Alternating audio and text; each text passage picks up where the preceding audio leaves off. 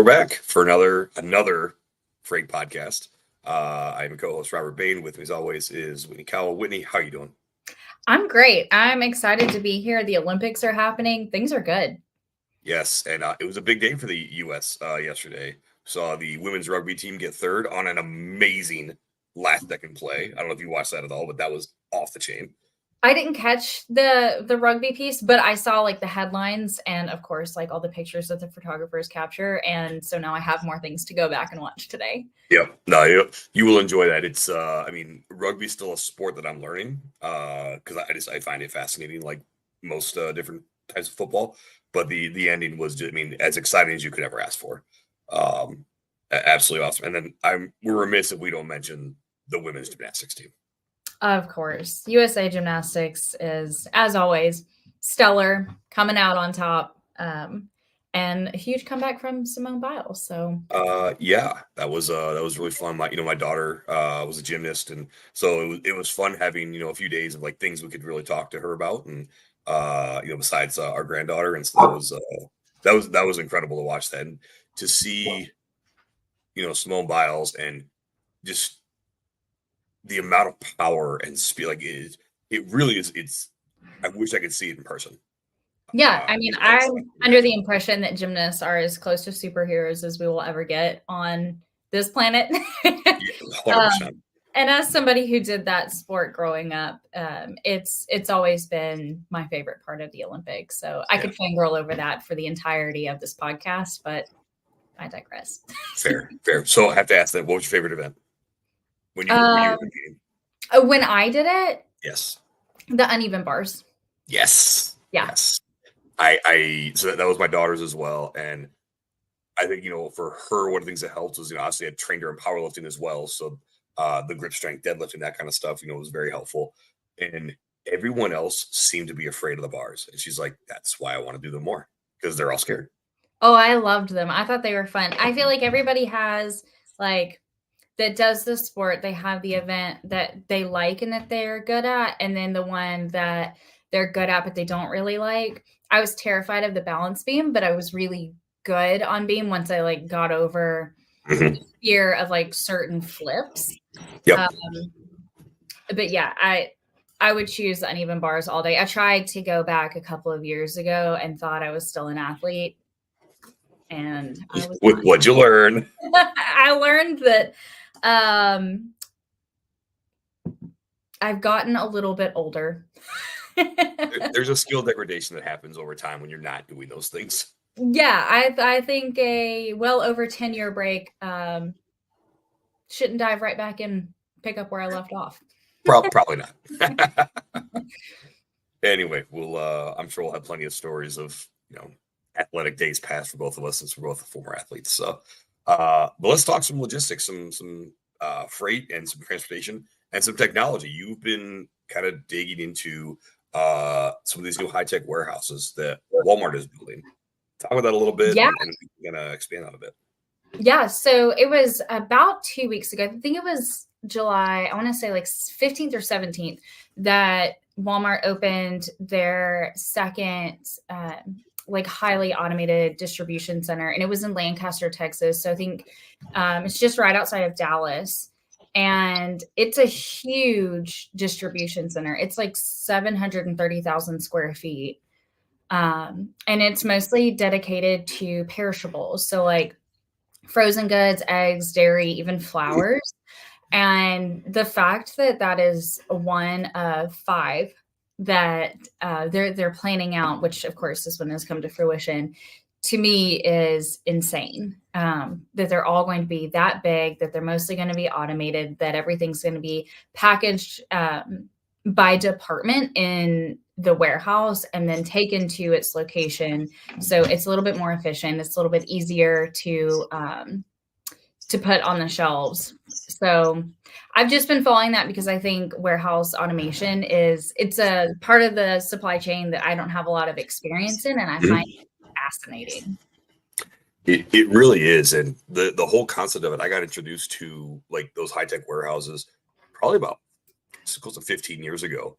I got invited up to, of all places, Ada, Michigan, to go see an automated warehouse, which you wouldn't think And so I'll throw a name out there that may scare some people. It was an Amway warehouse, one of these multi-level marketing, direct selling type setups. It was probably about 450,000 square feet, and there were 30 people that worked in the whole warehouse. Mm-hmm. It was robotics. Everything was automated. That's wild to me. They actually had somebody, place a mock order, and we followed the order through the warehouse until it Cool. came out of the box. And these aren't necessarily perishables. These are like, vitamins and soap and things like that. But it was still incredible to watch how the machines would go in, and they had the bin places. They would pull, the products, either single or multiple of those products, Mm-hmm. drop it into the box, and then eventually got to the point, it got to the end, and the box was then cubed out. They put the air packaging in to make sure that it was safe for transport, and then 30 minutes after the order was placed, it pops out on the end to go onto a truck. I'm like, that's unreal. That's wild. Yeah. And I'm especially excited. So there's the locations that they're coming out in. There's North Carolina, Indiana, Minnesota, and then one in Tennessee in Shelbyville. So I would love to have a tour of that facility and just see how, like I said, it's all dedicated to perishables, which means there's a little bit more technology involved when you're dealing with refrigerated and frozen items. And then they're retrofitting one in Florida, which I think is really interesting. The totally different ball field. And that's even when it comes to like autonomous vehicles, retrofitting existing, a vehicle, a warehouse, whatever that may be. I also think it's a really cool process that we're able to not just continue to build, but to use what we've got. There's a little bit of sustainability in that I really appreciate. Definitely. No, it's gonna be exciting to watch, that's for sure, because as you said, especially now you're working into that perishable realm, there's so many more variables, and it's such a unique environment they're going to be in, literally. So I think it's going to be, and then how the machines and how the automation is actually going to interact with that as well, because it is a different environment than, say, a more traditional dry warehouse. Yeah, cold change, taking a little bit of a center stage here. Here for it. I love it. So shifting gears a bit, we're in the time of the season where we're doing earnings calls with a lot of the publicly traded companies. It seems to be a very mixed bag as far as what results have been for Q2. You see some are reporting, losses and loss in revenue and not necessarily hitting targets. And you see some like, Covenant, for a good example, they're 4.5% up on earnings. And so it's showing a lot of fiscal discipline. Again, looking at this from a higher level, what does this mean? Is trucking coming back? Are we still deep in this recession? Are we bouncing along the bottom? What does this mean to you as you read through some of this stuff? I thought we would be kind of pivoting by this point, and we haven't been. So I have been proven a little bit wrong in my predictions of what was next. I think we will be bouncing back at least by this time next year. However, there is a piece of me that is very wary of saying that it's over. I do think that we will probably still see, small to mid-sized companies closing their doors. I don't think that that's entirely over. But I think as far as like the major corporations, we've seen some acquisitions, and that some of them, from my perspective, were a little unexpected. Of like, I did not see, that coming. But I don't know that we'll see many more like massive corporations going under. Yeah, I think there's, as I've looked through some of these, I think definitely there is tepidness. You're right. There's a lot of folks like, well, we really thought we would have turned the corner by now. We definitely have not. But there are good signs that are coming in. You're seeing, the rates for containers, coming from Southeast Asia, those continue to increase. We talked about that, I believe, on the last episode too. Those are getting consistently towards 5 figures, which then means there's been more demand. There are more folks being sucked into the ports, which does reduce capacity, which is good. All those things are good signs. The housing market still isn't great. Credit markets still suck. And so that there's a lot of things that are just, having to be balanced. I still think there's at least one big failure coming. Do you? I think there's going to be at least one. There were some rumors I was hearing. I don't think, as I've gotten more information about it, this is going to actually happen. But I mean, you'll see probably some 500 to 600 truck outfit go under before 2024 is up. And then from there, again, that's just another culling of an organization, but that capacity is not going to necessarily lead the market. Those drivers will go somewhere else. And it's just where do they go and what do they do? Do they stay local? Do they go over the road? You know what that means. But we are seeing at least across the board, you're seeing a lot more fiscal discipline from these organizations, which I think it was TFI actually specifically said that a couple of their divisions were quote unquote too fat and they needed to trim cost. And it sounds like they're also, they had a release that they are looking to possibly do a couple acquisitions in 24, 26 or 25 and 26, which we're going to see an increase in that over the next 18 months. Yeah. Again, you're going to see a lot. I think we're going to see a lot of large organizations combine during that time. Yeah. I don't think partnerships and acquisitions are quite over. And I think some people have found a lot of power in them. It is a power move, depending on the shape that your business is in when you decide to take that leap. So some of them, like I said, that I thought came out of left field, it made sense when we start kind of diving into the numbers. And so I applaud those companies, which is why, like, to me, that's very different than a corporation going completely under. Not everybody has to sell out either. Sometimes it's just a really good business move. And I'm a huge fan of that. So, and I think that will be a trend that we'll probably see in 2025 are those types of either acquisitions or like true partnerships. Yeah, I think strategic partnership is really going to be, I think, the way that things go. But then I think that will lead to those acquisitions. Absolutely. As those get more intimate with each other. Yeah. So shifting gears again, we've got, which does speak to the uptick happening with the industry. Lineage Logistics, large 3PL, mostly known for their warehousing, but they've got some technology under their belt. They've got a few different offerings. Largest IPO of 2024. Really? Yeah, and raised over $1 billion in capital, which kudos to them. This was reported on FreightWaves a couple of days ago, but that's huge. Obviously that operating capital is going to be massive. Big for them. Say again. I said that's massive. Yeah, it's absolutely huge, and really, it's where do they go from here? Yeah.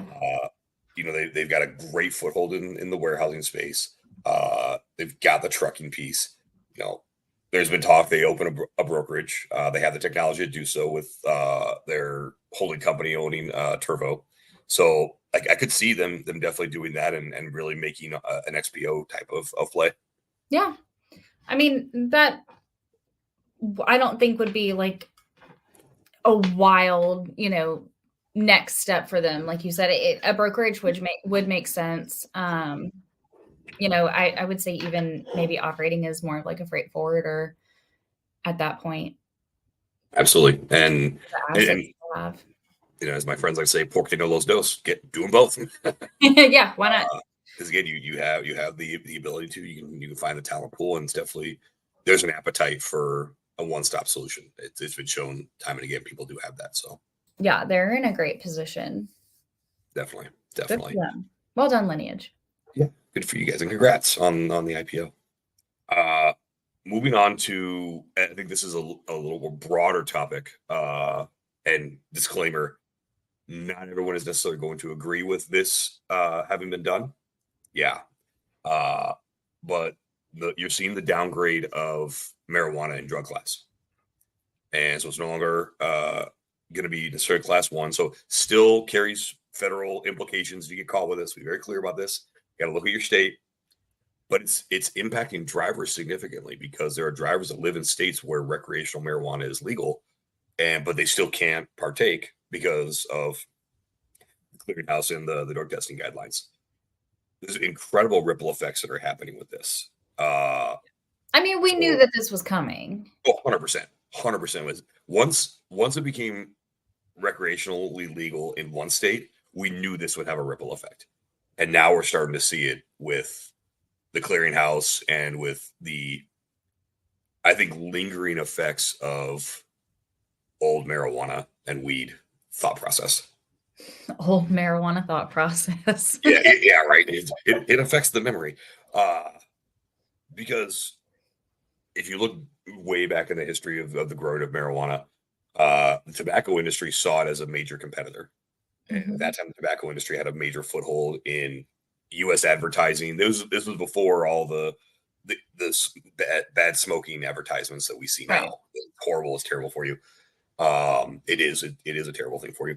So they created the documentary called Weed Madness. And if you've never seen this is this old documentary. They basically told people, like, if you take one puff of marijuana, you'll go crazy. Sure. And you'll do crazy things. You'll ruin your life. And so there's now been a overwhelming mountain of evidence showing a lot of the therapeutic benefits of. Yeah, I mean, I feel like I feel like they were looking at it like PCP. That's 100%. super different, and there are benefits to marijuana. You see people that are going through like chemo and radiation, that it really soothes their side effects. There are some people that have like massive clinical anxiety, and it, allows them to operate a little bit more normally. I mean, there are great uses, but as with most things in life, moderation matters. And I can't believe I'm agreeing with you, because normally I'm one to say moderation is for cowards. However, but you're 100% correct. It does need moderation. And again, there are recreational benefits. There are tremendous medical benefits, as pain management, anxiety management. But again, for drivers, this is a challenge, because you're telling me, on the one hand, my state says it's fine, federal government says it is not fine, and the FMCSA also says it's not fine, and they tentatively govern if I can have my license or not. So right. It's a juggling act that's going to have to continue. What I believe we're going to see, I think, in our lifetime is very similar to how alcohol is regulated. Yeah. And so which is going to be an ultimate positive, because again, you're going to have a lot of technology to have, like breathalyzer tell you really quickly where you stand. So I think there's going to have to be like some major technology advancements before something like that's able to occur. But on the enforcement side, yes. This has been an issue, not just like in the supply chain, but offices that have multiple locations that do drug testing, and you may live in a state where it's legal and still have to do the drug testing, and you could not get an opportunity because your employer is based in, a state where it's illegal, or they haven't, adopted those new rules to accommodate whatever that may look like. I mean, this has been an issue, but yeah, I mean, I could fully see how that would massively impact drivers in their roles. No, 100%. And you're right. The ever-evolving employment landscape, this is now going to be a consideration on a lot of levels for just one more thing to make it a little bit harder. Yeah. It's definitely going to be interesting. So we've had, as we were preparing for today's show, we've had more headlines that have hit. We can only kind of talk about these a little bit because, to be fair, neither one of us had time to research them a ton.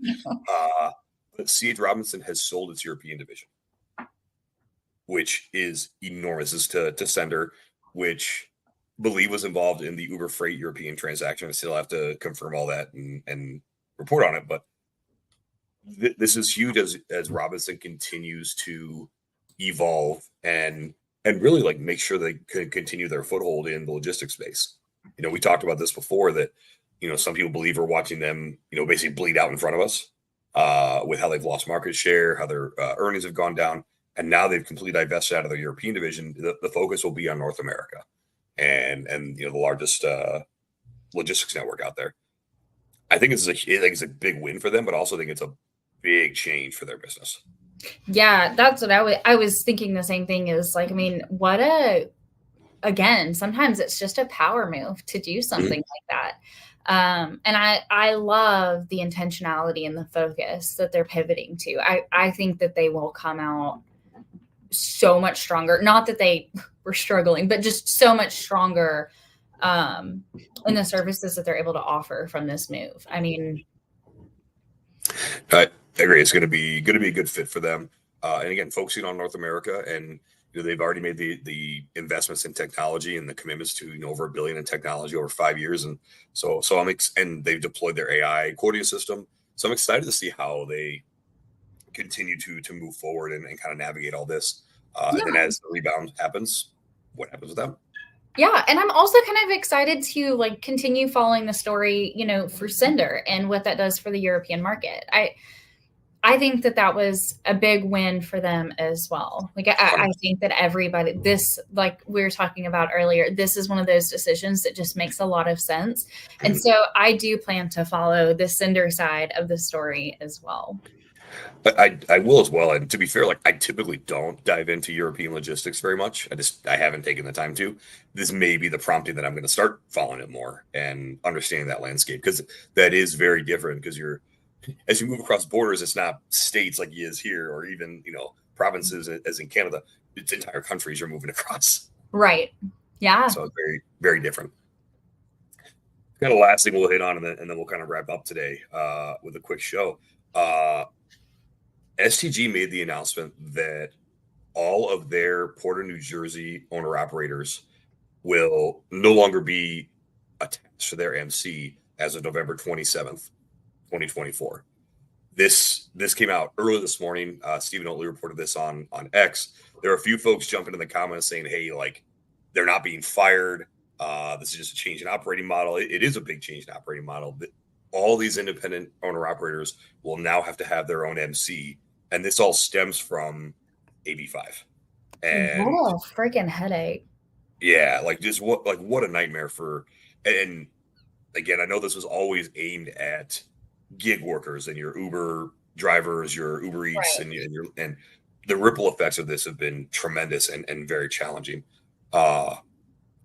So now what this means is that people who have traditionally never had to run their own business other than attach themselves to an MC will now become full independent business owners.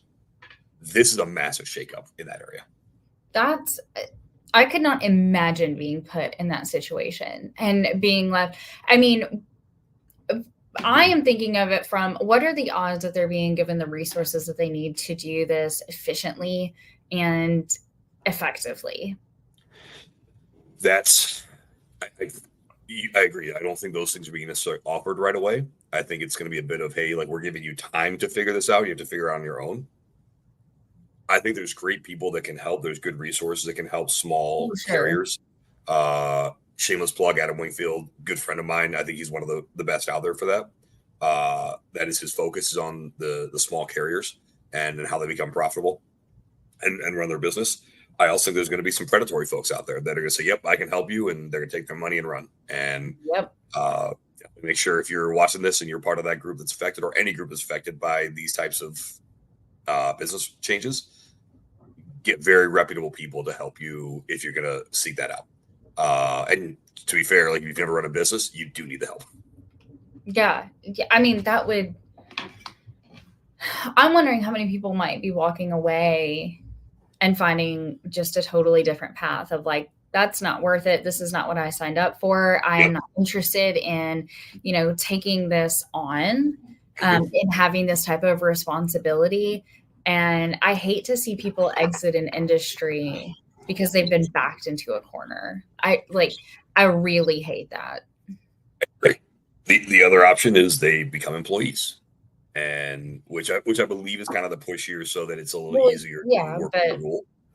And I don't fault SCG for that, because having to deal with this ever-changing landscape of the owner-operators, and will AB5 be enforced? Will it not? And so I think it's a difficult decision by them. But again, they're not doing it a snap decision. Like, hey, you've got till November to figure this out. So sure. And I mean, like you said, it does make sense. We would rather these people be employees.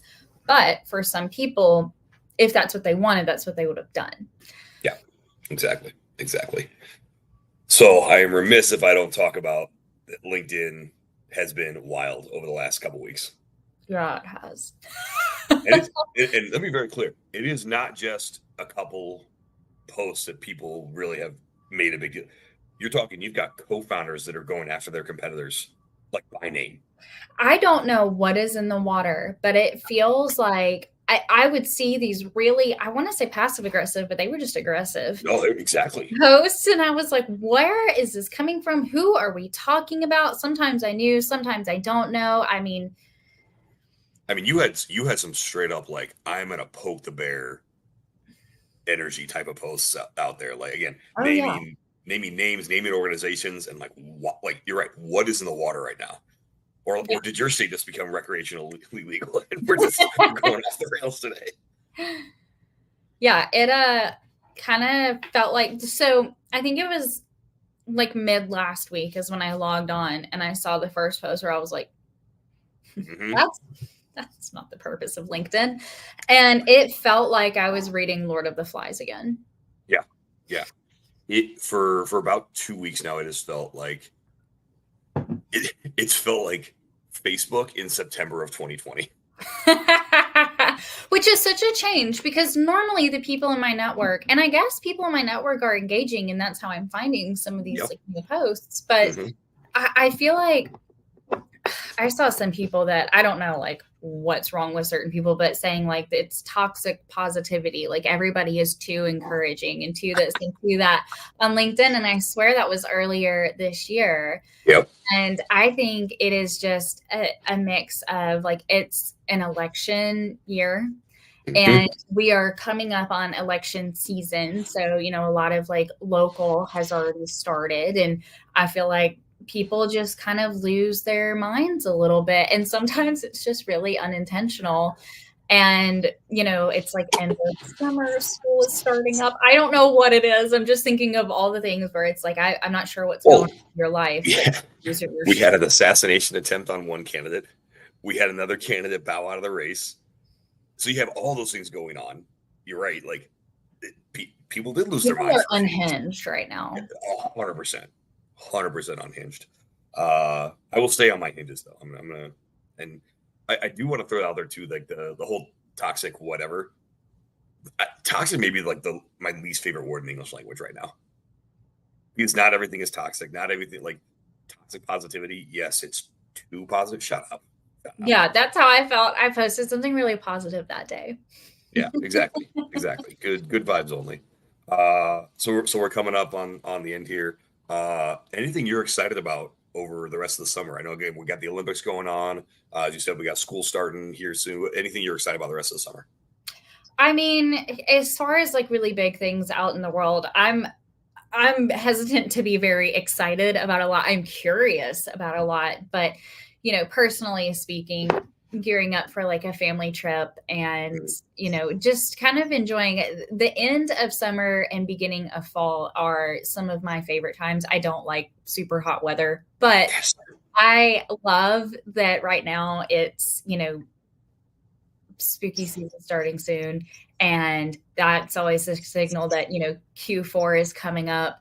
And a lot of my favorite things to watch for in businesses to see, you know, what some of these reports are going to be saying. They usually release at the beginning of the year. This is the time for like the data collection. So the nerdy part of me is very excited to see and participate in anything that's thrown my way. But yeah. Awesome.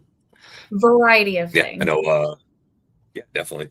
This is I'm in agreement with you. August is one of my favorite times of the year because you're right. You're geared up. We got, you know, the kids go back to school in a few weeks. For me, this is like it's powerlifting season, but a lot of the big meets are, and so I get, you know, I see everybody's training going on, so I can watch my friends. One of the coolest meets that I participate in is the Strength of Heroes meet out in Long Island. So it's always 9/11 weekend or right around that time frame, depending on when 9/11 falls. And we raise money for first responders. It's a super cool environment to go to. And it's I've either been on staff or competing at this meet every year that's gone on. So it's, you know, already got my ticket. Everything's all set to go out to New York again. So I love this time of year because I know like that's coming.